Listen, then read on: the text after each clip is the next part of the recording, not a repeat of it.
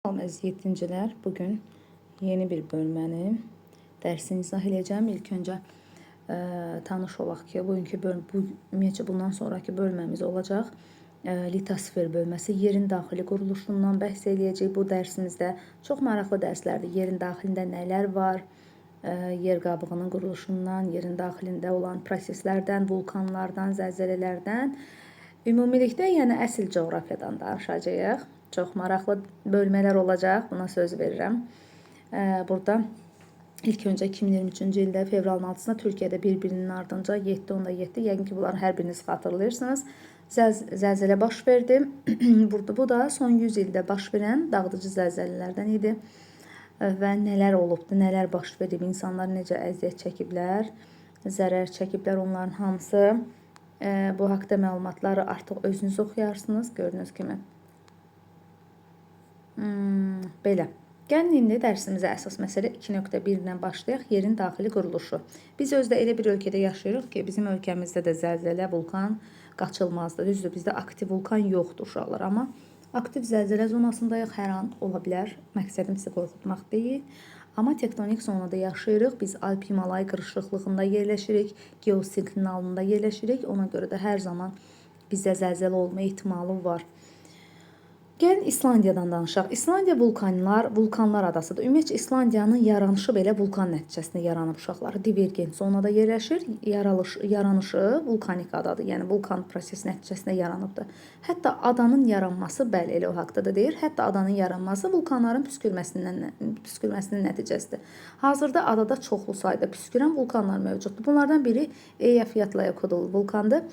Bunu da deyim sizə ki, lap əvvəlki 6-cı siniflərdə, 6-cı sinif dərsliyində Eyjafjallajökull vulkanının adı var idi. Uşaqlar çox çətinlik çəkirdilər. Mən sadəcə Eyjaf sözünü deyirdim, yadınızda saxlayın. Arxasını bilməsəz də olar, ardını bilməsəz də olar. Sonra bundan öncəki 6-cı sinifi dəyişdirəndə bu vulkanın adı yox oldu. Yenidən 6-cı sinif, 7-ci sinifə gətirdilər bu yeni dərsliyə. Eyjafjallajökull vulkanını saldılar. Yenidən xoş gördük. Sadəcə Eyjaf sözünü bilsəz bəsdir. 2010-cu ildə aprelin 14-də İslandiyada Eyjafjallajökull buzlağının altındakı vulkan püskürdü və atmosferdə nəhəng kül buludu yarandı. Bir neçə gün bu bulud Avropanın bir çox ölkəsini bürüdü. Gördüyünüz kimi şəkildə də bunu görə bilirsiniz. Və bu səbəbdən Avropa ölkələri arasında aviareyslər ləğv edildi. Yəqin ki, hər biriniz bilirsiniz aviareyslər nədir? Yəni uçuşlar ləğv edildi. İslandiya tarixdə ilk dəfə hava limanını bağlamalı oldu. Görün nə dərəcədə dəhşətli bir vulkan olubdu ki, nə dərəcədə təsiri olubdu ki, hava limanları belə bağlanmalı olubdu. Baxın, Eyjafjallajökull vulkanı bu İslandiyadır. Bax, şəkil B-də uşaqlar. Ortadakı bu qırmızı narıncı xətti görə bilirik. Bu xətt oxlarla da göstərilibdir. Şimali Amerika və Avrasiya litosfer tavalarının ayrılmasından yaranıbdır. Ayrılma zonasında yaranıbdır. Ayrılır və yerin daxilində vulkan püskürür, zəlzələ baş verir. Vulkan püskürür, yəni ada yaranır. Bir də burada göründüyü kimi bu Reykjavik oranın paytaxtıdır. Vulkanlardan baxın, Katla vulkanı, Hekla vulkanı və Eyjafjallajökull vulkanı. Vulkanların adlarını bilməyimiz şərtdir. Gələcəkdə də bizim işimizə çox yarayacaq. Onu bilməyimiz lazımdır uşaqlar. İslandiyada vulkanlarla yanaşı çoxlu isti bulaqlar da var. Təbii ki, bunlara qeyzerlər deyirlər. İsti bulaqlar, yerin daxilindən çıxan isti bulaqlar qeyzerlər adlanır və İslandiyanı qeyzerlər ölkəsi adlandırırlar. Onlar yerin altından qaynayaraq fəvvarə şəklində səthə çıxır.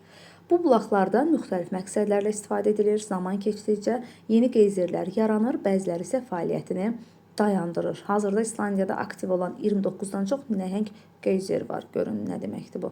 Bunlardan biri də Strokor qeyzeridir. Deməli, bir daha bu hissənin mənasına baxaq. Deməli, qeyzerlər ölkəsi adlandı İslandiya. Səbəb ona görədir ki, burada 29-dan çox aktiv qeyzer var. Azərbaycanda isti bulaqlar, mineral sular var, amma qeyzerlər şəklində püskürmür. Qeyzerlər bir növ isti suyun püskürməsidir də. Bu da yenə də tektonik zonada yerləşə bilər uşaqlar. Fəvvarə şəklində səthə çıxır, buna qeyzer deyirlər. Bu hər ölkədə baş vermir. Tektonik cəhətdən aktiv olan bir çox ölkələrdə var. Və ən böyük vulkan, daha doğrusu ən məşhuru isə Strokor qeyzeridir. Bunun adını yadımızda saxlayırıq. Hekla, buradakı vulkanlardan Hekla, Katla və nə oldu? Getdi. Hekla Katla və Eyjafjallajökull. Bəli. Davam edirik. Deməli, Strokkur geyseri İslandiyanın paytaxtı Reykjavikdə, Reykjavik şəhərinin şərqində yerləşir. Bu geyzer 1789-cu ildə zəlzələ zamanı yarandı və 20-ci əsrin əvvəllərində baş vermiş zəlzələyə qədər fəaliyyəti davam etdi. Bu zəlzələdən sonra isə onun fəaliyyəti dayandı. 1963-cü ildə yerli sakinlər onun tıxanmış kanalını təmizlədilər və o vaxtdan geyzer yenidən püskürməyə başladı. Geyzer o dərəcədə qorxulu bir şey deyil. Əksinə geyzerlərdən, yerin daxili enerjisindən elektrik enerjisi kimi istifadə edir bir çox ölkələr. Həmçinin faydalıdır. Bu geyzerlər insanlar üçün faydalı. Görürsünüz nə qəşəng isti suda çimirlər. Soyuq ərazi olsa da, qışın ümumiyyətcə soyuqdur həmin yerlər. Amma insanlar bundan istifadə edə bilirlər. Xeyirli bir şeydir. 1963-cü ildə dediyimiz kimi yerli sakinlər onun tıxanmış kanalını təmizlədilər, yenidən geyzer püskürməyə başladı. Hazırda onun hündürlüyü 15-20 metr, bəzən 40 metr yüksəkliyə çatır və hər 6-10 dəqiqədə bir fəvvarə vurur. Çox maraqlıdır. Bunu görmək hərbirimizə qismət olar inşallah. D şəklində. Hələ ki şəklini görürük. İnşallah canlı şəkildə də görmək qismətimiz olar. Çalışacağım o barədə də video çarxlar hazırlayayım. Özünüzü gedib İslandiyada Strokkur geyzerinin yanında hiss eləyəsiniz. Sanki oradaymış kimi, kənarında durub ora baxırmış kimi hiss eləyəsiniz. Onunla çalışacağım inşallah. Gəlin keçək fəaliyyət bölməsinə. A, B şəkillərinə əsasən suallara cavab verin. Dünya fiziki xəritəsində siz kitabınızda aça bilərsiniz həmin səhifəni. İslandiya adasının mövqeyini təyin edin. Adanın mövqeyi ilə burada vulkanların baş vermə arasında hansı əlaqə ola bilər? Bu iki sualın da cavabını verəcəm. Baxın, bu bizim fiziki xəritəmiz uşaqlar. Burada İslandiya adasının yerini göstərəcəm sizə və İslandiya adası hansı proseslərlə əlaqəlidir onu göstərəcəm. Bax, bu İslandiya adasıdır. Və bu proses, deməli, burada tektonik çökmə, daha doğrusu qalxma zonası var. Yəni divergent zona var. Tektonik proseslər baş verir. Burada ikili təsvir havasının ayrılma zonası var. Ayrılma nəticəsində vulkan püskürür və vulkanik adalar əmələ gəlir. Onlardan biri İslandiyadır. Bundan başqa məsəl üçün Azor adalarını deyə bilərik. Burada müqəddəs Yelena adalarını deyə bilərik. Yəni, bir çox adalar bu proses nəticəsində yaranıbdır. Və yaxud da Yaşılburun adasıdır. Bunlar hamısı tektonik proseslərin nəticəsində bu divergent zonada yerləşir. Xəritədə fikir versəniz, bu ağ rəngli olan, yəni okeanların içərisindəki bu ağ xətləri görsək, bunların mənasını anlamalıyıq ki, bunlar hamısı tektonik qalxma zonalardır. Burada proses baş verir, tektonik proseslər gedir və vulkanlar püskürür. Həmin çat üzərində vulkanik adalar əmələ gəlir ki, bunlardan müqəddəs Yelenadır, Azordur, İslandiyadır. Yəni qalanlarını inşallah gələn illərdə, gələcək illərdə öyrənəcəksiniz. Məsələn, burada Pasxa adası var. O da divergent zonada yerləşən adalardandır və yaxud da Galapagos adalarını göstərə bilərik. Bunlar hamısı bu proseslər nəticəsində yaranan adalardan ibarətli adalardır. Hər birini əlaqələndirən cəhət budur. Onlar tektonik proseslər həmin adalarda vulkanların, zəlzələlərin və yaxud da geyzerlərin yaranmasına səbəb ola bilər. Yəni, tektonik cəhətdən sabit ərazidə heç vaxt zəlzələ, vulkan və yaxud da geyzer yarana bilməz. Amma belə bir şey də var ki, bütün tektonik zonalarda geyzerlər baş verirmi? Onlarda deyə bilmərik. Məsəl üçün, Azərbaycan buradadır. Azərbaycan tektonik proseslər gedən tam geosinkronal bir zonada yerləşir. Burada iki materikli təsvir havasının toqquşması zonasında yerləşir. Amma buna baxmayaraq, Azərbaycanda geyzerlər yoxdur. Zəlzələ var, sönmüş vulkanlar var, əlaqələndirə bilərik. Amma geyzerlər yoxdur. Və yaxud da ki, burada Alp dağları var, Himalay dağları var. Himalay dağları ən hündür dağdır, bilirsiniz, Camalunqma zirvəsi. Buna baxmayaraq, yəni həmin ərazidə geyzerlər baş vermir, zəlzələ ola bilər, vulkan ola bilər, hətta burada heç aktiv vulkan belə yoxdur Himalay dağlarında. Yenə heç olmasa Azərbaycanda biraz sönmüş olsa da, sönmüş vulkanlarımız var. Amma həmin ərazidə, məsələn, Böyük İşıqlı, Qızılboğaz, bu kimi vulkanlarımızı tanısanız, ən azından bir neçəsinin adını sizin üçün yaxşı olar. Deməli, bunu necə əlaqələndirdik? İslandiya adası tektonik qalxma zonasındadır. Divergent zonada, çat zonasındadır. Ona görə də həmin adaların yaranma səbəbi də dərsliyin elə əvvəlində də qeyd olunur ki, İslandiya adası vulkanlar, geyzerlər ölkəsidir və elə özünün yaranma səbəbi də həmin tektonik proseslərdir uşaqlar. Çoxlu burada vulkanlar, vulkan püskürməsindən elə İslandiyanın özü yaranmışdı. Adanın mövqeyi ilə burada vulkanların baş vermə arasında hansı əlaqəni dedik? Biz adanın mövqeyi ilə vulkan arasında əlaqə odur ki, həmin ada çat zonasında yerləşir. Tektonik proseslərin baş verdiyi ərazidə yerləşir. Ona görə də burada vulkanlar çox baş verir. Yəni tektonik proseslər aktivdir, tektonik cəhətdən aktiv ərazidə yerləşir. Eyyafiyyatlı Kodul və digər vulkanların yerini və B şəklində müəyyən edin. Siz o xəritəyə baxmaqla zaten kitabınızda var. Onun şəklində görə bilərsiniz. Eyyafiyyatlı Kodulun yerini tam olaraq görə bilirsiniz. Bunu artıq deməyə ehtiyac yoxdur. B şəklində müəyyən etdiyiniz vulkanların demək olar ki, eyni xətt üzərində yerləşməsini nə ilə izah etmək olar?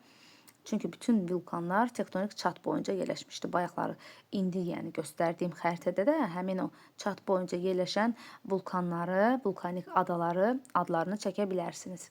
Videoya diqqətlə baxmaqla onları deyə bilərsiniz.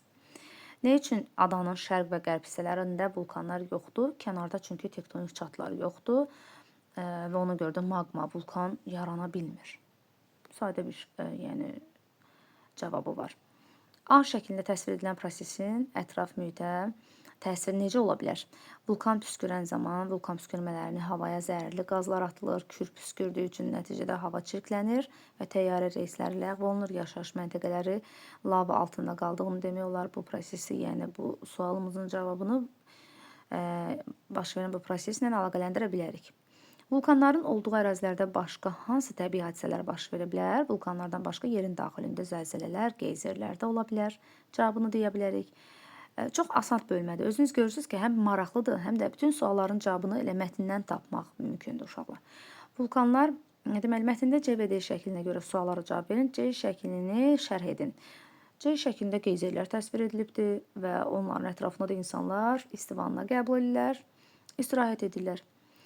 C şəklindəki təbii hadisənin İslandiyada geniş yayılması nə ilə izah oluna bilər? Geyzerlər tektonik çatlardan çıxan sulardır. Çatlar boyu vulkanların yerləşdiyi üçün geyzerlərin olması, yayılması vulkanlarla əlaqədardır. Yəni çatlar, daha doğrusu vulkanların olması çatlarla bağlıdır. Geyzerlər də həmin o tektonik çatlardan çıxan sulardır. Yəni geyzerlər də vulkanlarla əlaqəli baş verən isti sulardır, yaranan isti sulardır. D şəklindəki geyzerin yeri ilə B şəklində vulkanların yerləşməsi arasında hansı əlaqə var? O geyzer elə yəni Strokov geyzeri, B şəklində də İslandiya adası var, orada yerləşir. Vulkanların ətrafında da geyzerin yaranması normaldır, bu proseslə bağlıdır çünki. Nə üçün zəlzələ Strokovun həm yaranmasına, həm də dayanmasına səbəb ola bilər? Təkcə bundan söhbət getmir. Ümumiyyətcə zəlzələnin müxtəlif çatlarda əmələ gəldiyini deyə bilərik və bu çatlar fərqli süxurlara dolaraq qapada bilər, yəni qapana bilər deyə bilərik. İnsanlar Strokovda yaranan tıxacı açmaqda məqsəd nə idi? Məqsəd odur ki, onlar geyzerlərin baş verməsini istəyirdilər. Çünki geyzerlər təbiətə ziyan vurmadan enerji mənbəyi kimi əldə edə bilirlər və yaxud da evlərin istidilməsində istifadə edə bilərlər. İstivanna kimi insanlar istirahət edə bilərlər və yaxud da turizm mənbəyi kimi turizmlərini inkişaf etdirmək üçün də istifadə edə bilərlər. B və C şəkillərində təsvir olunan oxşar təbii hadisə və obyektlər Azərbaycanda da varmı?